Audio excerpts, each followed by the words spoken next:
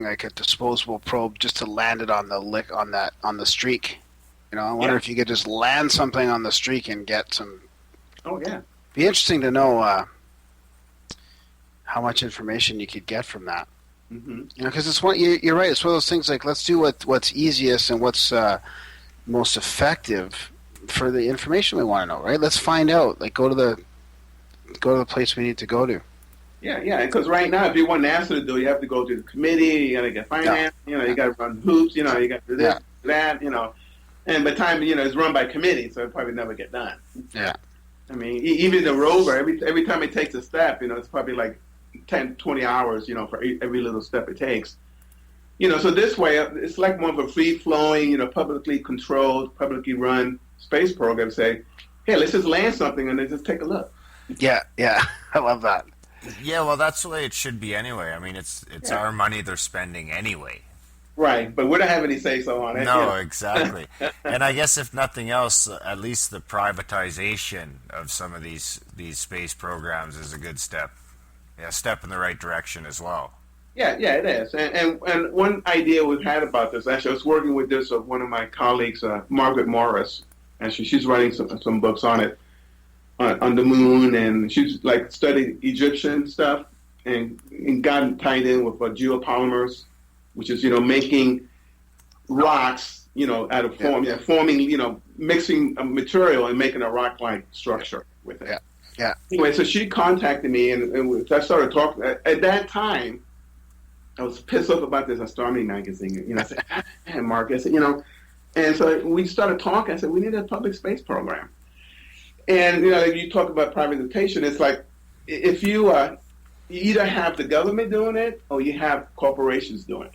Yeah. In either case, the guy in between is not going to, you know what I'm saying? Yeah. Yeah. Person in the middle is not going to get any of that. So the idea for this is that run by the people, for the people, will find any real thing about profit from it. Yeah. It's pure science. Yeah, that's like I say, that's a great idea. I'd contribute to that for sure. What do you suppose the reality of something like that? What do you suppose the time frame would be, or what would you need to get started? I suppose. Money. Yeah, that's Money. But mostly, I think that if I had some actually, when I was doing, I was in contact with some scientists that were interested in it, and I think if it's presented the right way, and if it could be done so that everyone benefits, and it's not going to be taken over by some corporation on it. The biggest hurdle was a space platform, a rocket ship platform. So we have to buy the rocket ship, do this whole thing. But my idea was actually just do the whole thing from scratch, like why do it the old-fashioned way as well? Because the thing is that if we as a group really put our heads together, we can get away from rocket-propelled ships. Oh yeah, I agree. Chemical propulsion is really kind of overhead. Yeah, I agree 100%. Mm-hmm. Anyway, so that kind of tied into the Mars thing. So that's something in the works. If anyone out there is interested, you can email me, go to my website, and we can pick it up from there. Yeah, for sure. We'll put that in. We'd probably love to have you on again when that's a little farther along. Yeah, sure. NASA's gone ahead and proven you right themselves. Right. It was just took them 6 years to come out and say it. Yeah, so in a way, it was kind of validating for me, even though my name was not on any of that, of course. Yeah. But at least I can go, wow, I actually was right. Yeah. Yeah. But you didn't have doctor in front of your name. Right, exactly. And the same thing with the monolith. People now it's becoming like a public thing. But it's like I'm sure a lot of people that seen it through my website go, wait, that's Palermo's monolith. Yeah. Yeah. Well, and I gotta wonder, like, if this would have just been coming out now, with social media and the internet being so much bigger than it was 10 or 11 or 12 years ago, how much quicker it could have spread, and you would have actually got a little bit of notoriety for it. Right.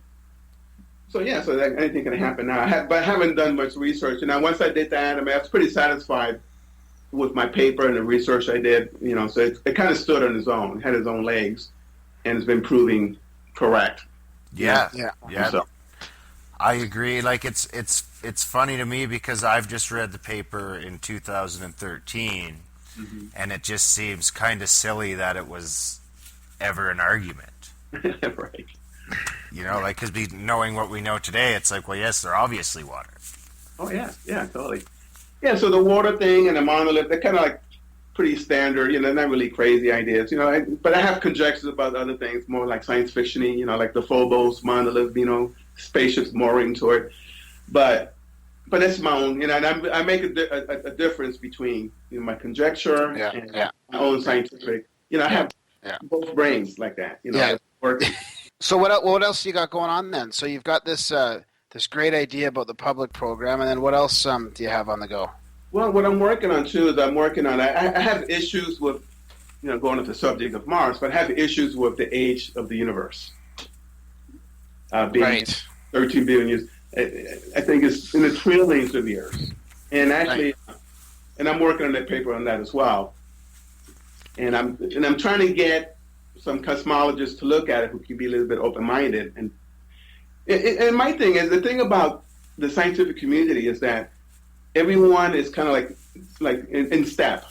You Yeah. know, in order to get your PhD, you have to like study, and then you have to pass tests. In order to answer the questions, you have to answer them according to whatever is agreed upon. The current paradigm. Yeah. Exactly. So what happens? You kind of get locked into that. So anything outside of that is like unknown. You can't Yeah. talk. You can't do that. So I think something needs to be done to shake that up. We're being spoon-fed education. We're Yeah. not being taught to think. How did somebody come up with this cosmic theory? Yeah, exactly. Steps, not just say the universe is 13 billion years old, but how did it actually? No one is being made to think it. They're just being told what it is. Yeah, I like that idea a lot, actually, because the other thing I don't think people take into account is we can only observe light on such a small scale in our own solar system is all we can really use to gauge the speed. Right. So, I mean, we're talking about a force that is not only traveling at a tremendous rate, it's also doubling in size you know what I mean? It's the scope it needs to cover is expanding. So, at what point does that start to take away from its energy force? I guess I don't know. I'm not a physics major or anything like that, but it's just something like, how do we know that light doesn't slow down eventually? Right. Well, and that's one thing that, in a way, I'm kind of glad I didn't go to the standard educational system, to be an astronomer, because I would have been locked in that box. Yeah. Oh yeah, you would Yeah. you would be just disgusted with the Yeah. conversation then. Yeah. I read that. Darren, is that the one that you forwarded me on the age of the universe? Yeah. Yeah, that was fascinating. It makes sense to me. It just that once it passes you, right, you can't see it.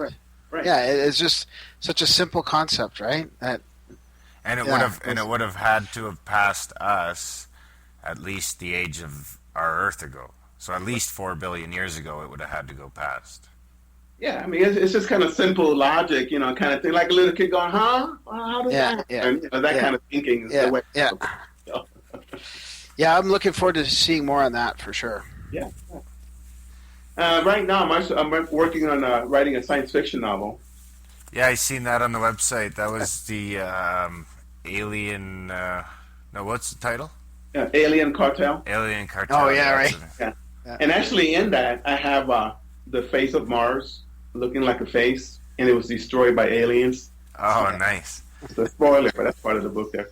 Nice, that's great. Yeah, we'll make sure we link to that in the show notes as well on where people. I think you had a sample chapter up that people could read on the website, so we'll link to that Great. and people can have a listen for sure. Other than your website, is there any place else people can track you down? That's pretty much it. I mean, that's my public, Yeah, you're not on Twitter or anything like that. Yeah. So, but my email is on there, and they can check all the different things. And I have different things I studied and done. Like, been working on a human-powered helicopter for years. Yeah, I seen that. That looks fun. I know. So it's kind of one of those things too. Like I read about it in 1989. I said I could do that. I haven't done it yet, but I've been working on it. I still have lots of time. Oh yeah. Well, I guess that should about wrap it up for the night. Yeah. We'd like to thank you for taking the time to talk to us. For sure, it's been a fascinating conversation. Great. Thank you. And Yeah, thank you very much, and thanks for all the research you've done too. It's fascinating research. Well, Yeah, yeah, I appreciate you guys, giving me the time of day on it, because I haven't been getting it anyplace else. So, yeah, no, it was a great read, and once we heard you, we decided we wanted to have you on right away. So, and like I say, we'll keep an eye on the site, and hopefully we can hear more on these other project of yours, and have you back on to talk about them in the future, or maybe if you'd be interested in coming back on, maybe when your book launches or something like that, we'd be open to that as well. great, Yeah, excellent. yeah, and maybe we'll see you at the Paradigm Symposium this Yeah, October. I make that one for Yeah. sure. Hey, guys, good luck on your podcast. I think it's going to be great. And you Hey, guys thanks. are a good team, and it's going to be awesome.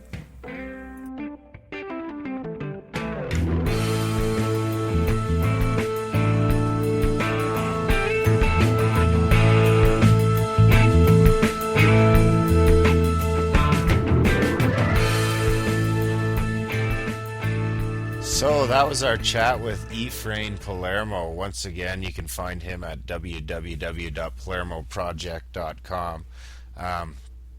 We'll link to him in the show notes as well. You'll be able to find them at Grimerica.ca or Grimerica.com. Just go to the website, click on the podcast and blogs tab, click on the Grimerica show, click on this episode. One should be at the top of the list or the bottom of the list. I'm not sure how that's going to work yet.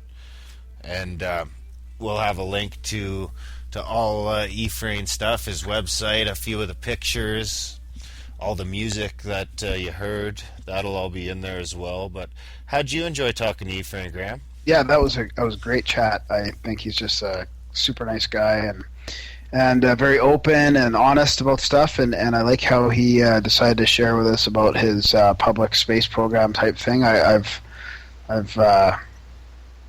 really interested in that and where that's going to go, or hopefully it'll go somewhere. Yeah, I can't wait to read the paper he sent over. But yeah, that's a great idea. That was a bit of a bombshell. Yeah, Broken here. Grimerica's broken its first story. So when the public I read the paper and it was pretty fascinating. It was good. when the public space program's up and running, you guys can remember that Grimerica had it first. Yeah. So we'd like to thank Efrain once again for coming on. Efrain, it's been great. Come back anytime when either of your new papers are finished. Just shoot us an email, and we'd love to have you back. Being our first guest, you have pretty well a free pass. Whenever you want to come on, you can come on. Yeah, thanks a lot. So speaking of firsts, I believe next week we'll have the first ever interview with the mysterious red pill junkie of the Fortiana scene. He's a pretty prolific blogger. You can find him on MU and stuff like that. What I believe will be his first ever podcast. Yep, that'll be fascinating. I'm looking forward to that. I'm looking forward to talking with you again next week, Graham, of course. All right. Yep. So bye-bye for now, and we'll see you guys next week or the week after, or we'll see. We'll see you when we see you.